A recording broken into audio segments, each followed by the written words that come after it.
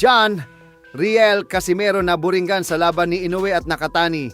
Terence Crawford na huli cam na nakatulog habang nanonood ng laban.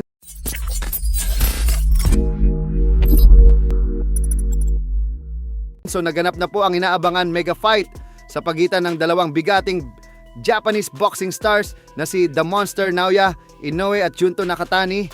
At dito ay pinatunayan ni Inoue na siya ang GOAT ng Japanese boxing matapos niyang talunin si Nakatani via unanimous decision. Inamin po ni Inoue na bago ang laban ay andun daw talaga yung pressure sa kanya na bawal matalo.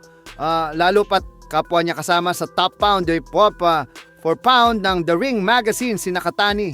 Kaya naman ngayon umano na nakuha niya ang tagumpay ay gumaan na ang kanyang pakiramdam at pwede na siyang makahinga.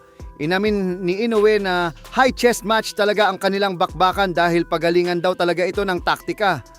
Nanong giit pa nito na kada matatapos ang round ay tinatanong niya ang kanyang corner kung lamang ba siya sa puntusan. Mas napagod daw umano ang kanyang utak sa laban na ito kaysa sa kanyang katawan.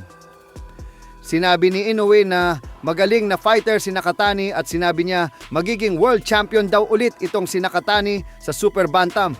Pero katulad daw ng sinabi niya bago ang laban na mananalo siya, yan nga daw ang nangyari at naipakita naman umano niya ang kanyang performance.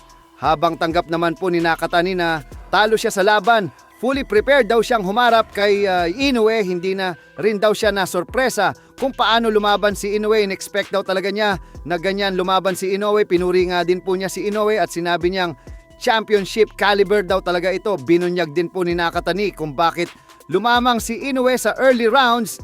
Kaya hindi daw siya bumabato dahil quiet learner daw itong si Inoue. Kaya hindi daw niya nilalabas lahat ng pinag-aralan niya sa early rounds. Samantala, tila na board si former 3 Division World Champion John Riel Casimero laban ni Inoue at Nakatani. Hindi nga po ginanahan si Casimero dahil walang bagsakan na naganap at hindi daw nagpapalitan ng suntok yung dalawa. Kaya napatayo na lang si Casimero sa kinakaupuan niya. Sila na, hinayera tapi. Tos, laay kayo eh. Huwag sumbagay. Kamulay tanaw na eh.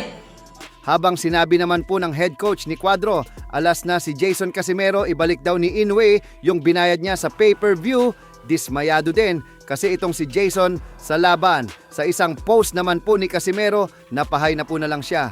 At sinabi niyang hindi daw siya mapapapalakpak ni Inoue kahit konti nga daw wala siyang bilib.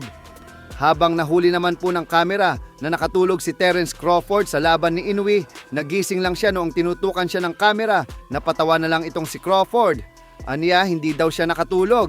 Nag-iisip lang daw siya tungkol sa boxing move with emoji na tumatawa.